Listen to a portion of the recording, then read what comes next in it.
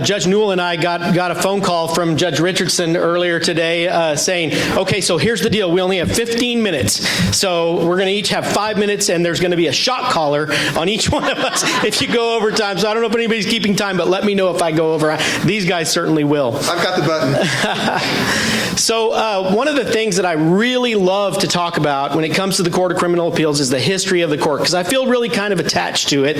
Since I was, as I said before, I was a law clerk there, and I worked for a judge back in the old days, back in 1991, and some of those judges that I worked for in those days had been there for a long, long time.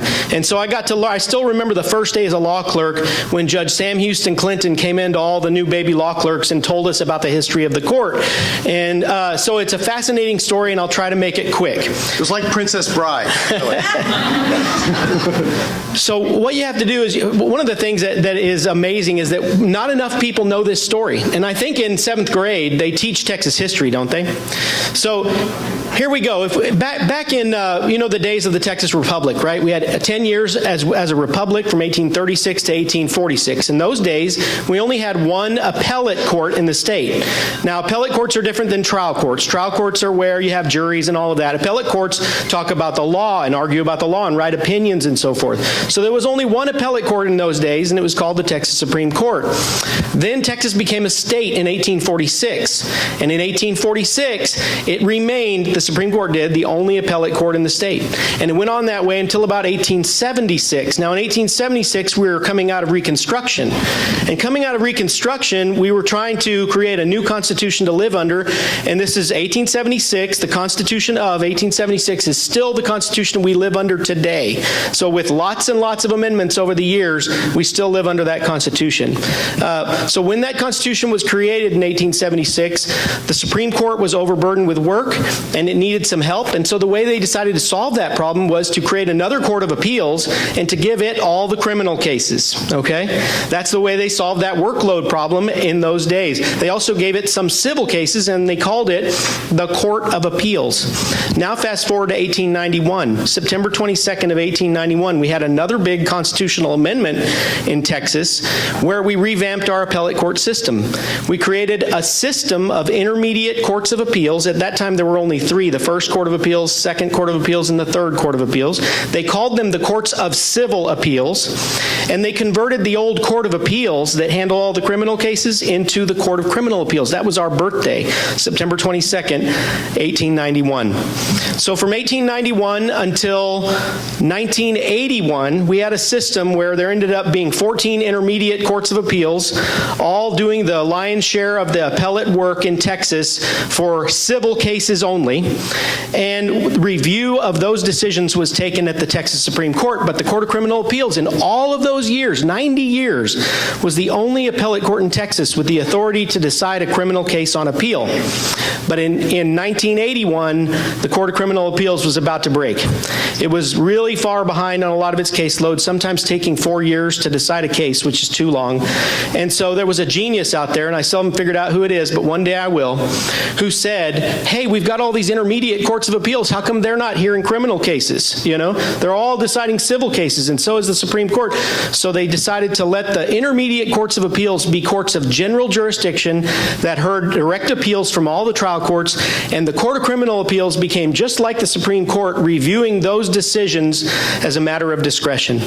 And so that's how we got to be where we are today. We exist in the Supreme Court building today. We moved there from the Capitol along with the Texas Supreme Court in about 1959, and we've been in there ever since. The court has grown over the years. It started with only 3 judges. It moved to 5 judges and ultimately up to 9. On September 22nd,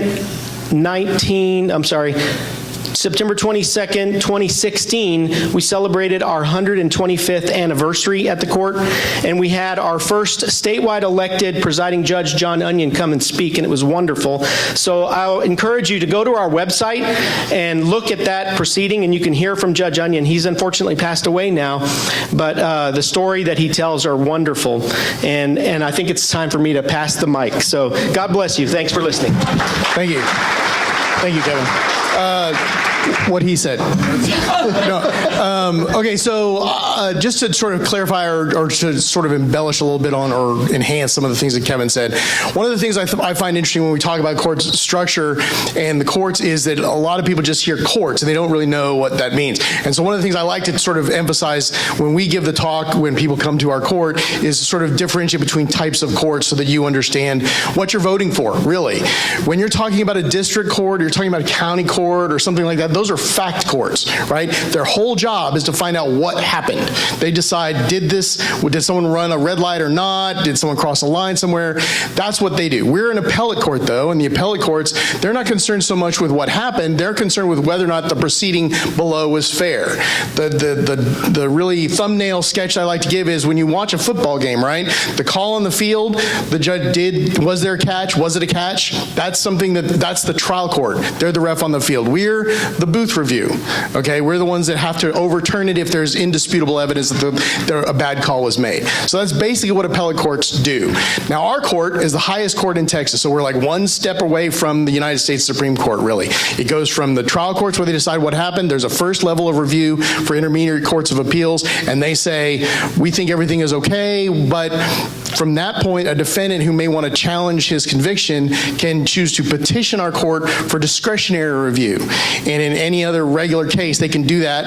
And we look at these cases, they file briefs, and we read up what happened and as best we can, and we decide whether or not there's an important issue of state law raised in the case. You know, is there a conflict between this case, and another case? Or is there a conflict between this case and something from the United States Supreme Court or from one of our cases?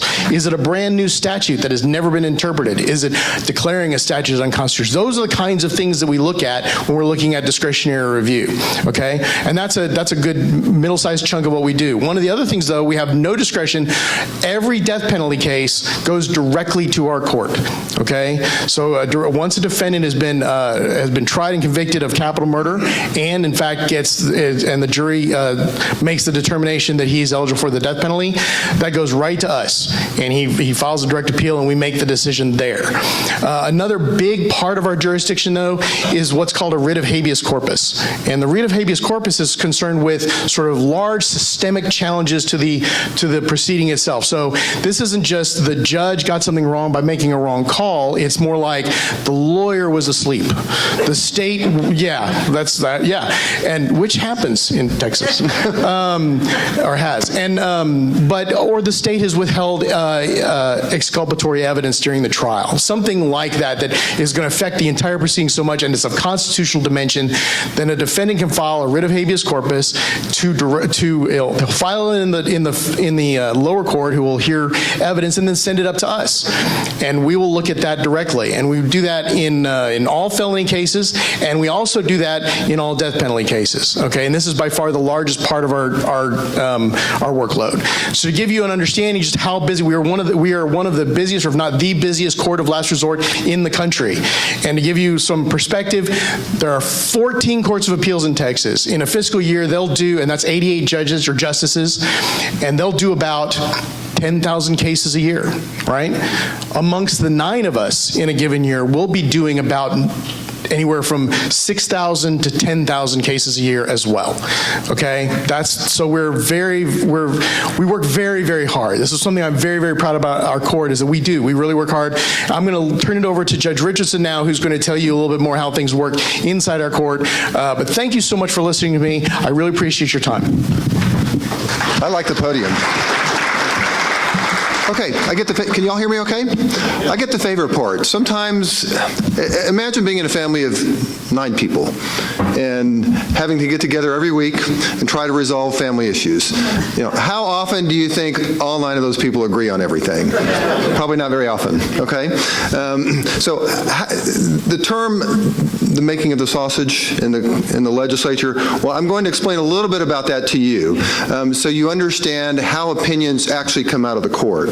What I tell people is working at the court is completely different than working on a trial court bench. And I was on a trial court bench for 15 years. And if you have my little brochure there, if you open it up to the middle, just open it up, it'll show you all the different courts in the state.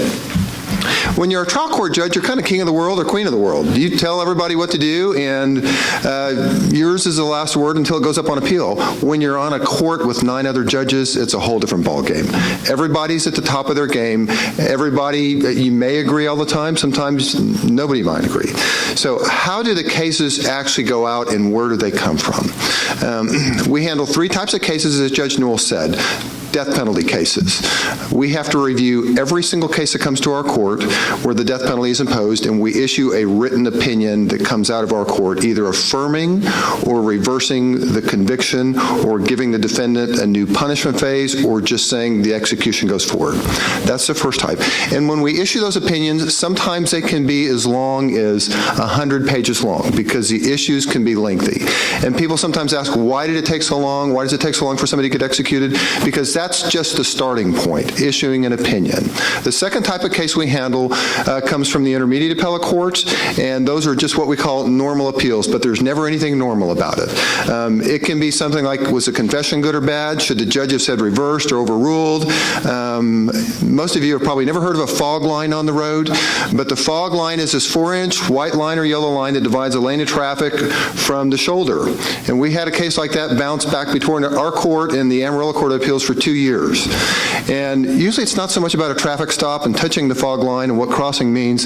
It's usually the drugs in the car or the dead body that somebody's trying to hide, and after the officer pulls him over. So we resolve those cases. And finally, we have the writs that Judge Newell talked about.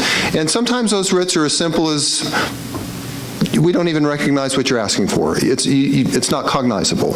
Or sometimes they're far more complicated than that. It can involve giving the defendant a new trial because evidence was withheld. It can involve something as serious as the defendant has been locked up for decades and he really didn't do it. New science has come along and it tends to show he is actually innocent. So as a family of 9 individuals that come from all over the state, never growing up together, we get together once a week and we vote on these cases. And I've heard the story, I don't know if it's true or not, but Scalia supposedly said at one point, when I hire my clerks, I tell them, I don't care how smart you are, if you can't count to 5, I'm not going to keep you. Because in order to get the majority opinion that's assigned to you, you have to get 5 votes. You have to get your vote and 4 other votes from the judges on the court. And if you don't get 5 votes, then the opinion doesn't go out. So here's what happens. Between any of those types of cases that we have, we bring them to conference on Monday. We all get there at the crack of dawn. Some of us leave home at 5:30, and we all get together at 9 o'clock, and we start talking about our cases. And we talk about them from senior to junior. And then each judge explains their case, and then after they finish explaining their case, from junior to senior, we vote on the cases. And we have this game at the court called the 3-2-1 pickup game, as I call it. I had never heard of it before I got to the court. And that is, I explain my case, and on a rare occasion, all 9 judges may say, I agree with you. And then what that means is that opinion will be issued on Wednesday morning on our hand-down list. And even you can go to the computer and you can see the case and you can read all about it. However, if they're more complicated or more controversial, let's say even if I get 6 votes, then any judge on the court can say, I'm going to pick up your case and it's not going down on Wednesday. Nothing can happen for 3 weeks. And during that 3-week period, somebody may write a dissenting opinion or a concurring opinion, and 3 weeks later I call it up again, and maybe it's a 6-3 vote again, and judge number 2 can say, I'm going to pick it up. And then he gets to delay it for 2 weeks. And then at the end of those 2 weeks, when I call it up again, I call it for a vote. Let's say I have 5 votes. It's a close call now. It's 5-4. But if I have all 5 votes at that time, then the opinion becomes the opinion of the court, and there's a majority opinion and a dissenting opinion, and you can read that too. And sometimes they're very entertaining. Sometimes they're very cut and dry. Sometimes you can see where the judges disagree with each other. And if you have time on your hands on Wednesday morning at 9 o'clock, go to the court's website and just look at the hand-down list and you can read them yourself. Once the cases go out, they become the opinions of the court and they become case law for the rest of the state. And that's the importance of what we do. It's not just resolving a single case. The issues we resolve have an impact all over the state, and lawyers and judges have to follow that law as we have rendered it in our majority opinions. Thank you.